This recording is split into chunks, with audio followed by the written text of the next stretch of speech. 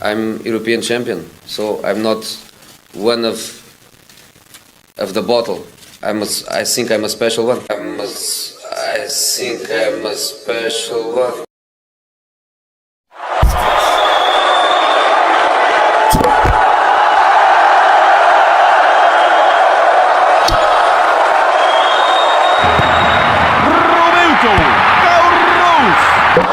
Jose Mario dos Santos Mourinho Felix, atau yang lebih dikenal publik dengan nama Jose Mourinho dan menasbihkan dirinya sebagai The Special One, adalah salah satu pelatih terbaik dunia selama 2 dekade terakhir. Lahir pada tanggal 26 Januari tahun 1963 di Setúbal, Portugal. Pada awalnya, dia hanyalah seorang penerjemah dari Sir Bobby Robson yang merupakan pelatih klub Sporting Lisbon. Tapi, Bobby Robson jeli dan dengan segera menangkap potensi sang pria Portugal tersebut. Penerjemahnya ini kerap memberi masukan, menganalisis peta kekuatan lawan dan hal-hal teknis lainnya. Maka tanpa keraguan sedikit pun, Bobby Robson mengangkat Mourinho muda menjadi asisten pelatihnya. Sebetulnya Mourinho pernah menapaki karier sebagai pemain sepak bola. Namun kariernya tidak pernah benar-benar cemerlang. Dirinya bahkan tak bisa menembus level profesional, hanya mampu bermain di level semi-profesional. Sadar bahwa kariernya tak bisa berkembang lebih jauh lagi, dia pun memutuskan pensiun di usia muda, sekitar 23 atau 24 tahun, dan mendaftar kuliah demi memperdalam ilmu olahraganya, khususnya sepak bola, pada jurusan Sport Science atau ilmu pendidikan jasmani dan kepelatihan. Bobby Robson yang terkesan oleh kemampuan Mourinho selalu membawa pria Portugal tersebut kemanapun dia melatih, termasuk Porto dan Barcelona. Bahkan setelah Bobby Robson digeser menjadi direktur teknik dan digantikan Van Gaal, Mourinho tetap di Barcelona dengan tugas dan peran yang sama. Dari sanalah kemampuan melatihnya semakin matang. Tak kurang dari 6 tahun dirinya bersama 2 pelatih hebat tersebut, yang sudah barang tentu menyerap banyak ilmu kepelatihan dari keduanya. Bersama Robson, Mourinho berhasil mempersembahkan beberapa gelar bergengsi baik saat di Porto maupun Barcelona. Hal itu semakin menegaskan peran dan kejeniusan seorang Mourinho. Pada tahun 2000, Mourinho sempat dipercaya melatih Benfica. Namun konflik internal klub membuatnya mundur dalam durasi kepelatihan yang singkat, sekitar 3 bulan dan memimpin 11 laga. Di musim berikutnya, sebuah klub kecil dengan budget terbatas bernama União de Leiria sedang mencari pelatih muda, berbakat, cerdas, dan yang tak kalah penting kontraknya murah. Untuk menstabilkan klub di liga, mengembangkan pemain muda, serta menerapkan sistem taktik modern. Atas beberapa rekomendasi, dipilihlah Mourinho. Di sana, dia menunjukkan kualitasnya dengan membuat tim kelas kedua menjadi kompetitif dan layak diperhitungkan. Bahkan pada pertengahan musim sempat menembus 4 besar di atas Porto dan Benfica. Pencapaian Mourinho di União de Leiria yang melebihi ekspektasi telah menarik minat Porto yang saat itu tengah terpuruk untuk merekrutnya. Maka di musim berikutnya, tepatnya pada paruh musim 2002, dia pun pindah ke Porto. Sebetulnya Mourinho hanya diberi target untuk menyelamatkan klub supaya tetap berkompetisi di kasta teratas, karena memang itulah yang paling realistis. Namun rupanya prestasinya melebihi apa yang ditargetkan. Pada klasemen akhir, dirinya berhasil membawa Porto finish di peringkat ketiga sehingga membawa klub tersebut berkompetisi di Piala UEFA. Dan di musim yang baru, yakni 2002-2003, Jose Mourinho benar-benar menggila bersama Porto. Pada tahun tersebut, dirinya berhasil mempersembahkan treble, di antaranya trofi Primeira Liga Portugal, unggul 11 poin dari Benfica, Taça de Portugal atau Piala Portugal, serta Piala UEFA setelah mengalahkan Celtic di final. Musim 2003-2004, Mourinho semakin mengukuhkan kualitasnya dan membuktikan bahwa prestasi yang diraihnya bukan sebuah kebetulan. Lagi-lagi, dia mampu mempersembahkan treble kepada Porto, tapi kali ini lebih prestisius karena salah satu trofi di antaranya adalah yang paling bergengsi di daratan Eropa, yaitu si kuping besar, benar, trofi Liga Champions. Sementara itu, di saat yang sama, di tanah Inggris sana, sebuah klub asal London tengah membangun kekuatan baru di bawah kepemilikan taipan minyak asal Rusia bernama Roman Abramovich. Tuan Brankas berjalan ini telah mengubah Chelsea menjadi klub kaya raya sebelum era Manchester City di bawah Sheikh Mansour dan PSG dengan chairman Nasser Al-Khelaifi. Kecuali kondisi keuangannya yang morat-marit, sebetulnya performa Chelsea sedang stabil dan baik-baik saja di bawah pelatih Claudio Ranieri. Namun, sang bos Rusia tersebut menilai kakek dari Italia ini kurang kompeten untuk sebuah proyek besar. Maka Mourinho yang sedang menjadi pembicaraan seluruh dunia lantaran berhasil membawa Porto juara Liga Champions, didatangkan ke kota London untuk menukangi Chelsea. Benar saja, di musim pertamanya bersama Chelsea, The Special One mampu membuat Abramovich tersenyum lebar setelah berhasil memberikan trofi Liga Inggris pasca puasa gelar Premier League selama setengah abad. Kemudian di 2 musim berikutnya, dirinya membawa Chelsea juara double domestik, yaitu Liga Inggris dan Piala FA. Bahkan kalau bukan karena konflik internal dengan staf dan para pemain, bukan tak mungkin gelar yang dipersembahkannya akan lebih banyak dan lebih bergengsi semisal Liga Champions. Konflik tersebut membuatnya hengkang dari Chelsea pada bulan September tahun 2007. Setelah beberapa bulan beristirahat dari dunia kepelatihan, Massimo Moratti yang berambisi untuk memenangkan trofi Liga Champions segera mempekerjakannya pada bulan Juni tahun 2008. Sang presiden klub Inter Milan sudah sangat gregetan dengan kinerja Roberto Mancini yang hanya menjadikan Inter jago domestik. 4 musim melatih hanya mampu juara di kancah Italia, tak pernah mengalami peningkatan. Jose Mourinho tidak langsung membawa Inter juara Liga Champions di tahun pertama. Tapi, apa yang ditargetkan kepadanya betul-betul terwujud di tahun kedua setelah mengalahkan Bayern Munich di partai puncak berkat sepasang gol Diego Milito. Yang unik, pada partai final ini Mourinho menghadapi salah seorang gurunya saat di Barcelona, Louis van Gaal. Setelah membawa Inter juara Liga Champions yang sekaligus treble pertama Inter Milan, Jose Mourinho mencari tantangan baru di Liga Spanyol dengan menerima pinangan Real Madrid yang saat itu tengah kesulitan menghentikan dominasi Barcelona. Kali ini ia tak langsung memberi gelar kepada Real Madrid di tahun pertamanya. Gelar itu baru ia hadirkan pada tahun kedua, yaitu trofi Liga Spanyol dan Piala Super Spanyol. Di musim ketiganya, Mourinho sama sekali tak memberikan gelar, tak ada Copa del Rey, tak ada trofi Liga Spanyol, apalagi Liga Champions. Dan, bagi klub sebesar Real Madrid, mengakhiri musim tanpa gelar tak ubahnya sebuah aib. Setelah menyelesaikan kontraknya selama 3 tahun, Mourinho meninggalkan Real Madrid. Dirinya kembali beristirahat dan menepikan diri dari pekerjaan sebagai pelatih sebuah klub sepak bola.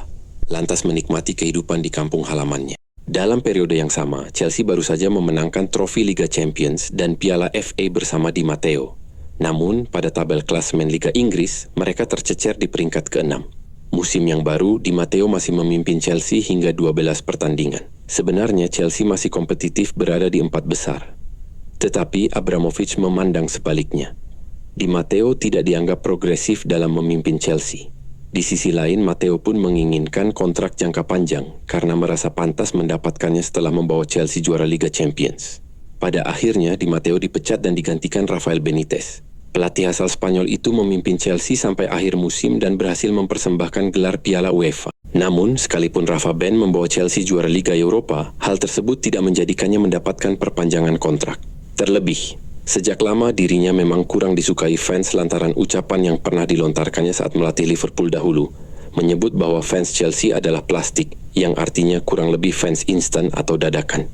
Sekali lagi, The Special One dipanggil Abramovich untuk memimpin Chelsea, membenahi banyak hal yang berantakan, dan tentu saja meningkatkan prestasi klub, khususnya di pentas domestik, yang sejak beberapa tahun terakhir tak lagi mampu merengkuh gelar juara. Kembali, Mourinho baru memberi gelar kepada Chelsea di tahun keduanya, juara Liga Inggris plus Capital One. Musim ketiganya di Chelsea kembali tidak berjalan baik. Bahkan klub yang bermarkas di Stamford Bridge ini pernah terlempar ke posisi 16. Sebuah posisi paling buruk sepanjang klub ini beralih kepemilikan ke tangan Roman Abramovich. Meraih 16 poin dari 17 pertandingan awal, jelas Abramovich tidak akan senang melihatnya. Maka sudah bisa ditebak pemecatan The Special One hanya tinggal menunggu waktu. Dan hal itu benar-benar nyata. Desember 2015 Mourinho resmi dipecat. Perjalanan Mourinho belum berhenti. Pada musim panas 2016, Manchester United yang kehilangan kedikdayaan pasca ditinggal Sir Alex Ferguson mengontraknya demi berharap tuahnya. Musim pertama terlihat sangat progresif. Meski peringkat setan merah di Liga hanya menempati posisi ke-6, Mourinho mampu memberikan 3 trofi, di antaranya Community Shield, Piala Carling, serta UEFA Europa League. Bagi sebuah tim besar yang sedang sakit dan kehilangan bentuk, pencapaian tersebut jelas sangat berharga. Musim kedua, meski tanpa gelar, Manchester United menempati posisi kedua pada daftar klasemen Liga Inggris. Dan itu memberikan asa kebangkitan bagi para fans serta jajaran tim yang sudah sangat merindukan juara Liga Inggris. Trofi juara terlihat sangat dekat. Manchester Merah hanya butuh konsistensi serta pembenahan pada beberapa bagian.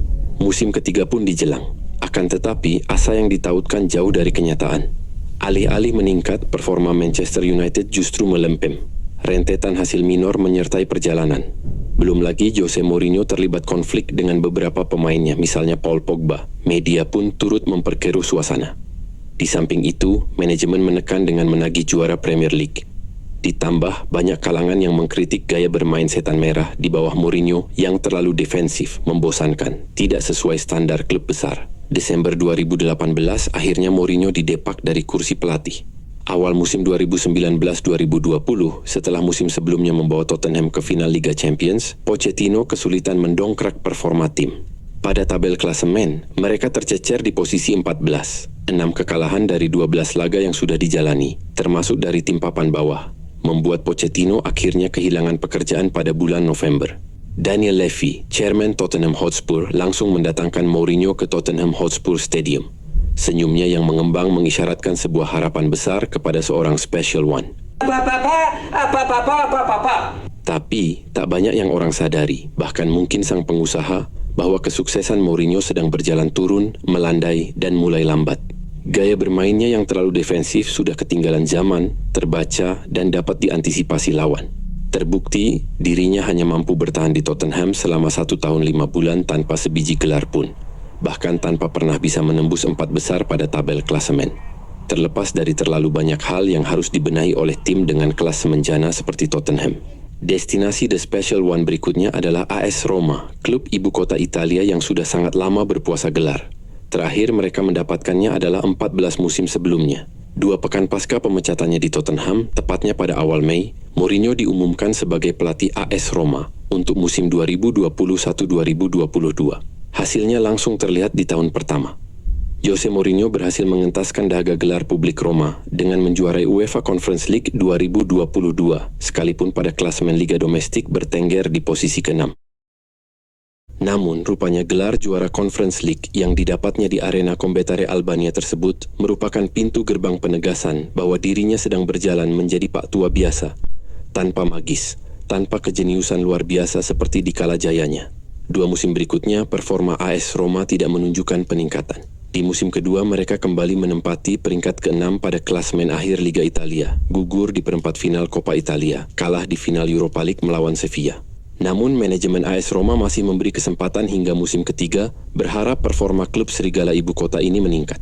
Akan tetapi, alih-alih meningkat, tahun ketiga performa mereka justru semakin buruk. Sempat menembus 4 besar, tetapi AS Roma mengalami inkonsistensi. Hingga akhirnya, pada Januari 2024, Mourinho dipecat setelah Gianluigi Rossi menempati peringkat 9 pada tabel klasemen. Saat konten ini dibuat, Mourinho sedang melatih klub Turki Fenerbahce. Dirinya didatangkan untuk menghentikan dominasi Galatasaray yang dinahodai oleh Okan Buruk, mantan gelandang Inter Milan dan Galatasaray. Sudah 3 musim beruntun pelatih tersebut membawa Galatasaray juara Liga Turki. Musim pertama Mourinho melatih Fenerbahce. Di awal-awal kompetisi, tim asuhannya sempat bersaing ketat dengan Galatasaray. Bahkan mereka pernah menempati posisi pertama. Namun, setelah paruh musim, klub tersebut mengalami ketidakkonsistenan sehingga jaraknya cukup jauh dengan Galatasaray, terpaut 11 angka di akhir kompetisi. Musim yang baru, sekalipun masih terlalu dini, melihat dari start awal, skuad asuhan Mourinho terlihat semakin tidak meyakinkan. Baru saja liga dimulai, Fenerbahce sudah mengalami hasil imbang, sementara Galatasaray tetap mulus serta stabil. Dan agaknya dengan skuad yang kian solid akan semakin sulit untuk menghentikan laju tim asuhan Okan Buruk tersebut. Kemungkinan permasalahan yang ada ini cuma 2. Okan yang terlalu kuat bersama Galatasaray-nya, ataukah Jose Mourinho yang memang sudah bukan lagi seorang special one. Tapi, apapun itu, tak akan pernah ada kejayaan yang abadi, kecuali kejayaan Tuhan. I think I'm a special one.